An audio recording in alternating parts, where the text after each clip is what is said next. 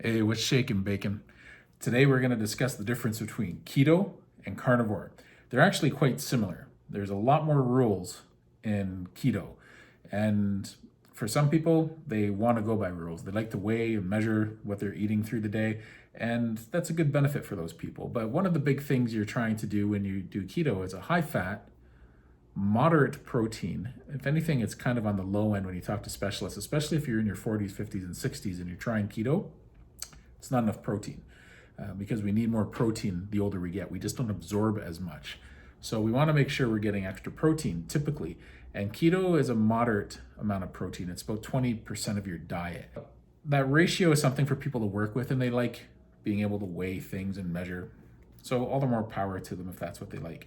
Now, as well, it's low carb. It's virtually zero carbohydrates in the diet. It's between 20 and 50 grams of carbohydrate. I remember seeing somebody who was on keto once and they were having wine. And not being much of a drinker myself, I was like, I didn't know you could have alcohol on keto. And even though I had some experience with keto, and they said, yeah, actually I could have 4 glasses a day if I wanted to. And, she did enjoy it. She was fine with 1, maybe 2. But that's a big deal for some people. They want to be able to have a drink or 2 while they're on a weight loss journey. So if that's a good fit for them, that's good, So it helps them maintain so that they're not so restricted in what they're doing. And you can just buy like a wine with low sugar in it, and that's how they're able to have up to 4 glasses if they ever wanted in one day without breaking the rules. Now that also meant they couldn't have lots of vegetables throughout the day because typically most of the carbs you're getting through the day are from your vegetables. Vegetables have a lot of carbohydrates, so depending on the vegetable you choose, some more than others. If you're trying to deal with what I'm dealing with carbohydrate addiction, I just can't manage that. So if you want to lose weight and lose weight fast and feel good doing it, keto's a good way to go. If you have difficulty managing carbs, it might be the way to go for most people. When I tried it a long time ago, there were too many carbs in there. It was just enough to keep the addiction going with me. So it was constant work and stress to not have carbs and manage my carbs. So if you're dealing with carb addiction, it's a tougher road to take. For some people, that's enough though. 20 to 50 grams of carbs is enough for them to manage, no problem. They really push to have salts and potassium in a keto diet. In carnivore, play it by ear. If you want to have salt and add some minerals to your diet, all the more power to you. You get a lot in meat to begin with. So there's people who've been doing carnivore for years and years and years. I'm talking 10 plus years, and they don't supplement with anything. Some don't even put salt in their food. So it works well for them. It's whatever you find agrees with your body. Some people try it without salt and they get leg cramps. Some people try it with salt, they get leg cramps. One thing keto and carnivore both have is leg cramp issues at night. And I found what often works with leg cramp issues is actually working on your circulation.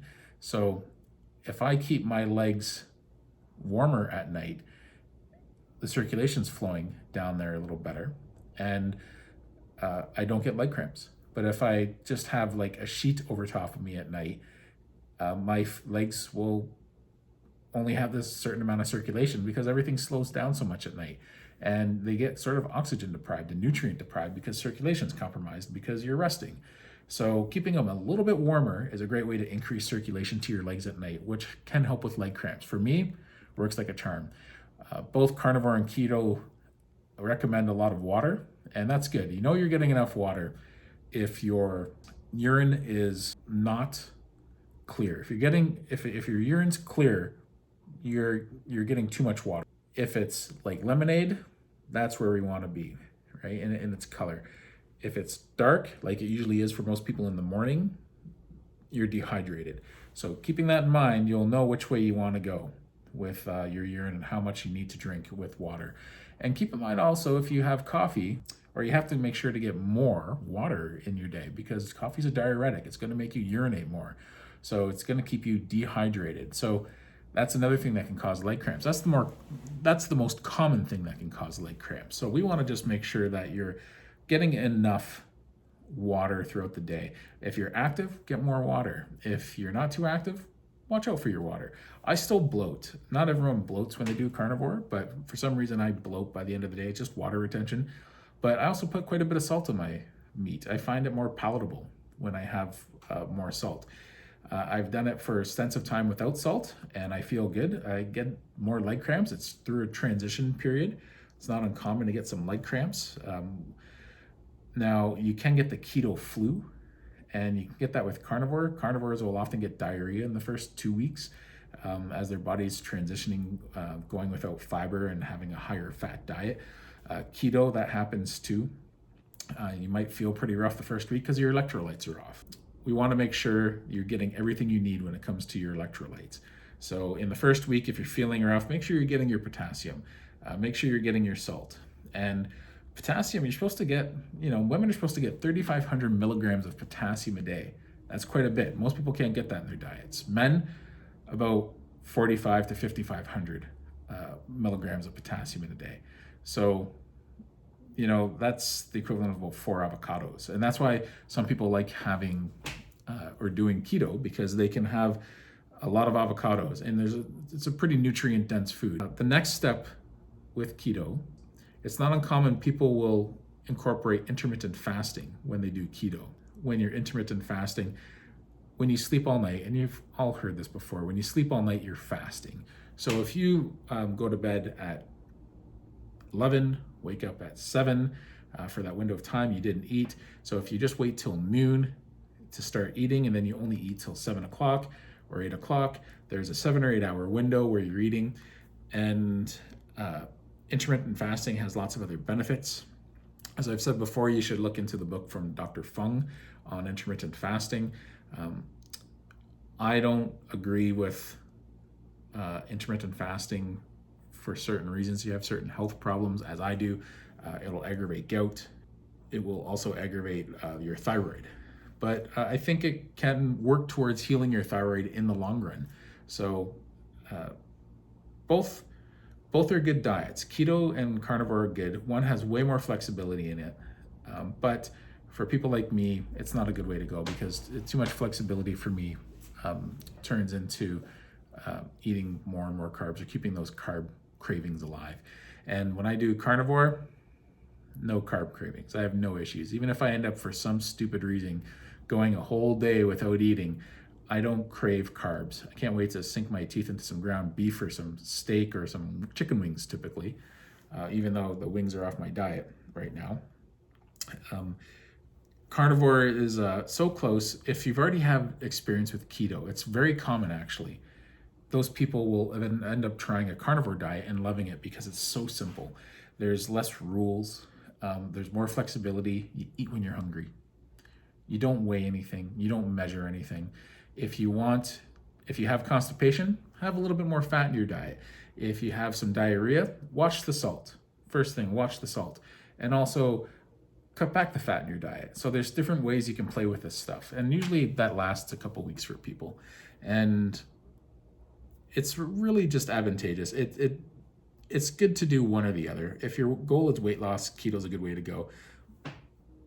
Carnivore is also a great way to go for weight loss.